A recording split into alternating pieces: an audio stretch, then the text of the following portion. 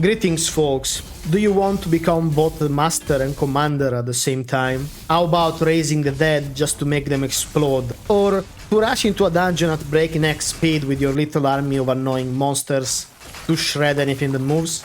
Now you can. If you're feeling that your minions are too quiet, you can always use the Camelot Lancers because they never shut up. Pasta, what is the difference between mage and summoner? When your minions die, there is a brief moment in which their corpse still exists in the world. In that moment, if you're fast enough, you can make them explode to inflict extreme stacks of bleed upon an enemy. Or, well, you just stack spell power and you destroy stuff while your minions tank stuff for you. With enough investment, your minions become really tanky and they can survive most enemies. But Pasta, which one is better? It depends on you and the type of playstyle you like, but you can easily switch between the two if you're bored, with some gear changes.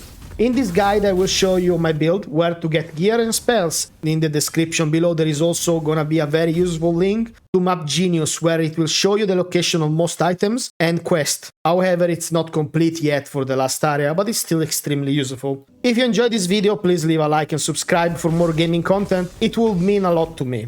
This build will function without upgrades, so if you're lazy, you can still finish the entire game in Veteran quite easy. However, if you are planning to invest gold, the damage of the build will increase a lot.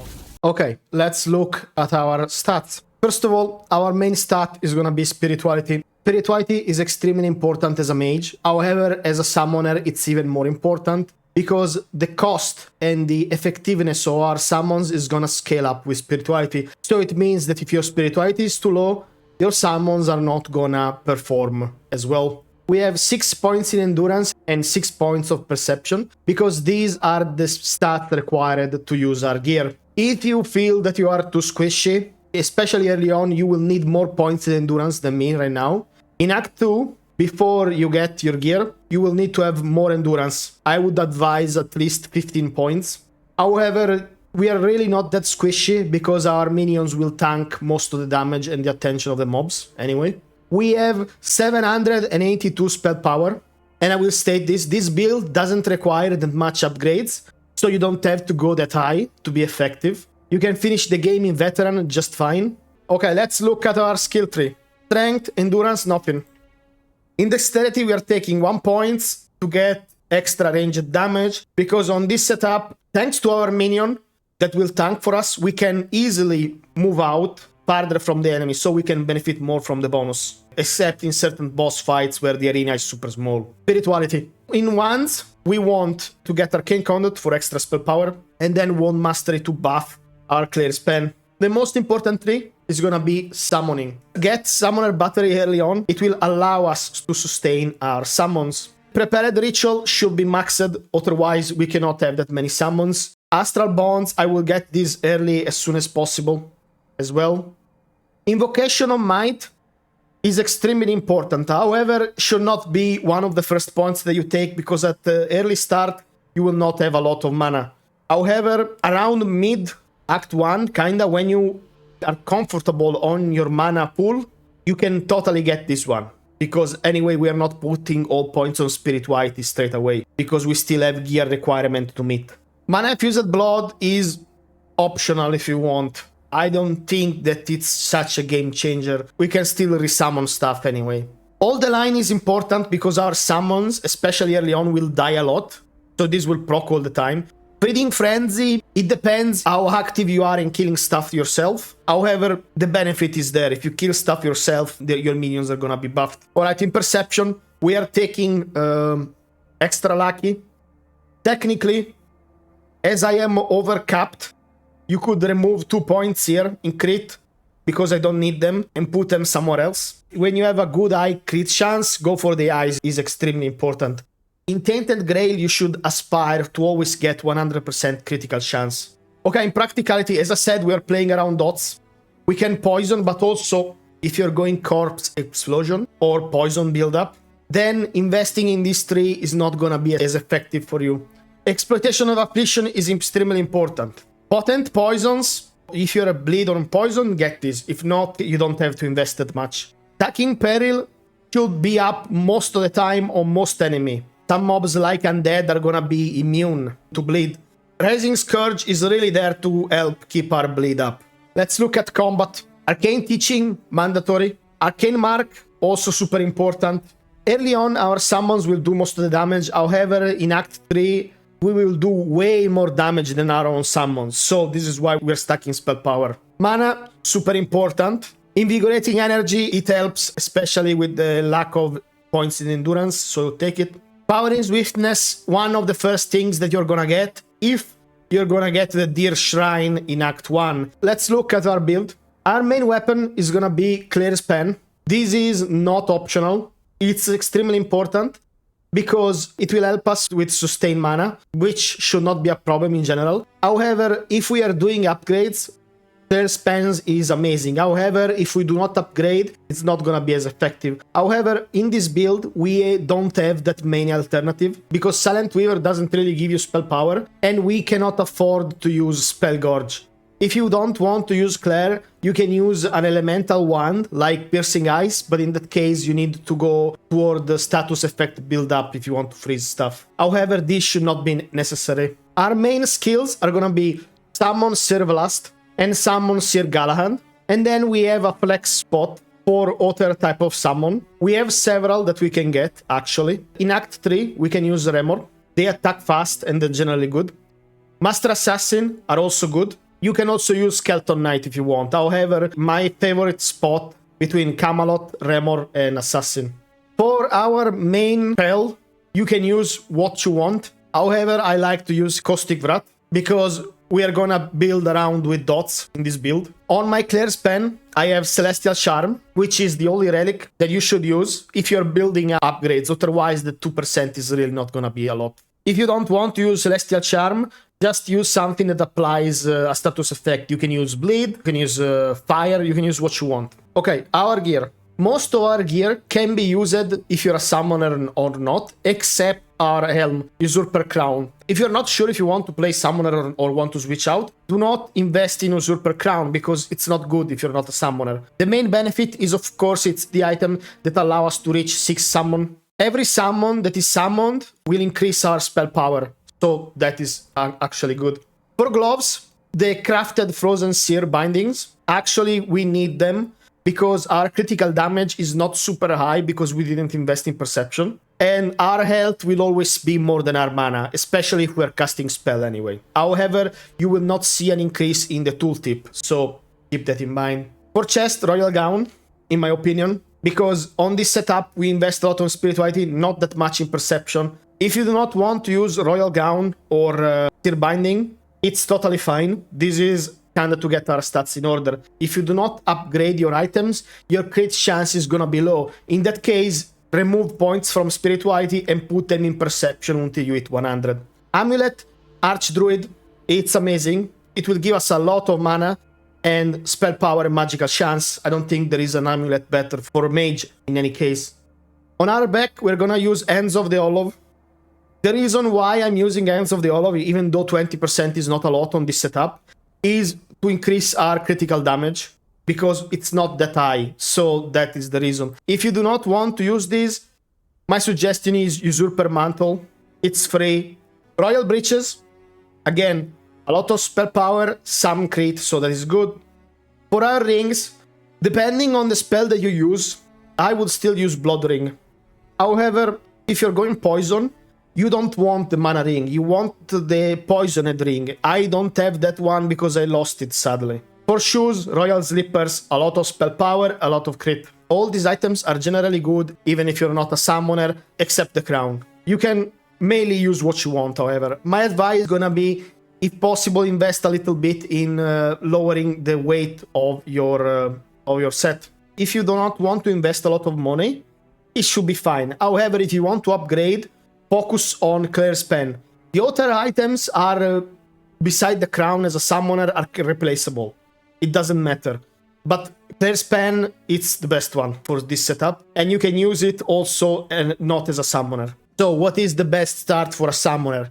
Get the statuette for bonus XP in the tutorial. Get the mana ring also in the tutorial. Get the spell damage amulet in the sunken boat also in the tutorial. Kill Caradoc using blood transfusion also in the tutorial, because it will give you a fat chunk of XP. However, If you do this, it will cost you 10 HP, so up to you. Also, as Harold Bluer pointed out, you can use some of his tips to optimize the experience gain in Act 1. This is completely not necessary, but if you're planning to skip some side quest or you just want to rush through the game, this will help you a lot. However, since this is a summoner build, our spells and perks are gonna be different from the one that is suggested. We start with Blood Transfusion. The first points are gonna be invested in summoning tree. Mana regeneration is essential. We want to get more minions and also to reduce the mana that they take. Our first summon. The best summon that you can get in Act 1 is super easy to get, and it's extremely strong, and it's gonna be the Grindilo.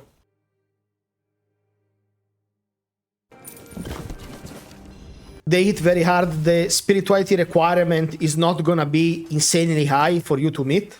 Our summons will scale with our spirituality. Do not take that perk, however, too soon, or we cannot maintain our summons, because our minions will die quite often, especially in certain situations. However, if you do not want to use Grindilo, or you want to try others, you have several summons you can take in Act 1.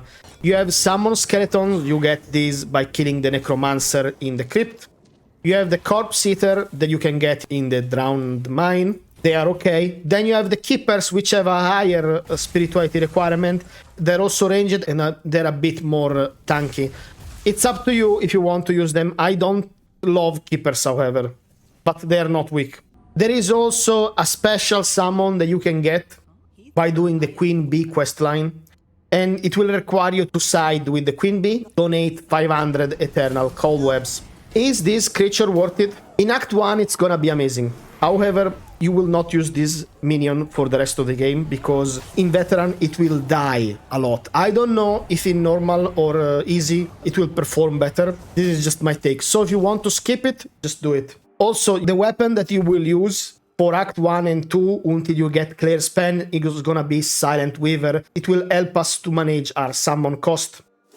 What spell should I use after a Blood Transfusion? You have several options. You have Thunderlash, you have Scorching Blaze. It's up to you which one you want to get. There is also Life Transfusion that you can get in two places. In the Ogre Fortress in Act 2 and in the Blood Cave in Act 1. If you are using Life Transfusion, however, know this. Your light cast will apply a lot of bleed. However, it will cost you life, which you can recover with heavy attacks. Up to you if you want to do it or not. There is also the option to use the bombing strategy. You can get Corpse Explosion by following through with the quest line in the Crypt. Just know this, there can be some issues with some quest loot. So if you make stuff explode, their loot gonna spawn in bags, and if that bags falls or drags away, you can lose some important quest items. In some cases, not always. In Act 1, do not forget the Deer Shrine, because we take Conversion of Movement to spell damage perk. There is also the Morrigan quest line that you need to do if you want to get the Camelot Lancer. You take it here, and you should progress this at least until the quest in Act 2 that sends you to the Crypt afterward. If you don't care about that, fine. Camelot Lancers are very tanky, even in Act 3, yes, and they have a lot of CC. Also, don't forget that you can mix and match your summons, so you can have some Camelot Lancer, you can have Master Assassin, that is up to you. Mid-game progression.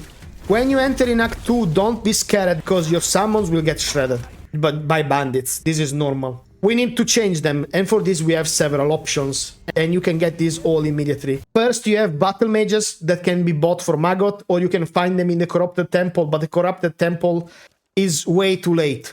And there is no point in wasting time going to the Corrupted Temple and get the summon, and then you need to return there for the quest. And to be honest, they are not really that worth it in my opinion. They are a good ranged option because we don't have a lot of ranged options. If you like them, use them, up to you. However, in my opinion, Master Assassin are just way better. There are also Skeleton Knights that you can take immediately. You can find them here. There are also Crystal Spiders that you can also find for free. You can find them here. Crystal Spiders tends to live a little longer than Skeleton Knights. However, their damage wasn't really that crazy high in Veteran, at least my experience. You have two ways to get Master Assassin. There is a vendor that you can buy it. However, the other option is you run through the Red Death's Fortress. You ignore all enemies or you kill them, that is up to you. You need to do this anyway later on because there is a side quest here, so you're not wasting time once you lock that waypoint. If you want to in your enemies, just get the perk in the King's Soul tree that will trigger the King's Souls when you die. So you can actually survive long falls with that perk. So you just jump down, open the crate, and then you have your assassin for free. So what do you need in Act 2? Well, of course, you need the Druid Shrines. There are also 2 important shrines to do. The one for critical chance, and then you have the critical damage to also take. Your main gear, the one that you need, comes from the main quest, and you want to go into the Abyss. Please, if you side with the Mushroom, you're gonna destroy this build, okay? So don't do it. You can even rush the Sigramore Abyss if you are high level enough, depending on how many side quests you skip, or if you stop it to farm for the special summon in Act 1. In Act 2, we want to start boosting our damage. So spell power, more mana, ranged power, and by now you should have already taken the node that will allow your summon to scale with your spirituality cost. Try to do every quest you can in Act 2 because sources of experience in Act 3 are less. If you want to grind for experience, the Red Dead Fortress has a lot of mobs that you can farm. Go rest in a bed for the well-rested buff and do it at night for the best experience. As soon as you get Claire's wand, you need to start upgrade it. As I said earlier, Claire is bad if you don't upgrade your stuff. However, we cannot use a Spell Gorger on this build because our mana cost is gonna skyrocket. So that is a no-no. So it's Claire or Silent Weaver, and Claire is just better even at base value in comparison. What about elemental wands? We don't play that much with elemental build-up. You can get away with maybe switching some points in elemental build-up and then you go cold, but I don't think you should do it. In that case, you will probably go too close to the enemy. Whatever you do, don't nerf your critical strike points if you're not upgrading your gear because your crit is already gonna be a bit low. So, you are in Act 3. For damage spell, just go to this vendor. You can also get Severing Ray, but I don't like Severing Ray for this setup. Hailstorm is also good if you want to freeze stuff. For the meat of this build, and it means the summon, we have some options. We can get the Summon Remor spell for free immediately. However, if you do not want to switch from Assassin or Camelot Lancers, it's up to you. 2 ways to get it. You can buy it in the village, or you can get it for free in one of the caves, but there is gonna be a mini boss in the way. If you're following this build and you're around level 40, the cave is not gonna be a problem. However, the bad news is that the last 2 spells, Sir Galahad and Sir Vlast, are locked behind the main quest competition in this zone. Sir Vlast is fairly easy to get. Sir Galahad will, however, require a boss fight, and you need to be prepared for it, otherwise it's gonna be hard. However, this is nothing that you should fear too much if you're geared well enough. Thank you for watching. If you enjoyed this video, please leave a like and subscribe. Have fun playing Tainted Grail. See you!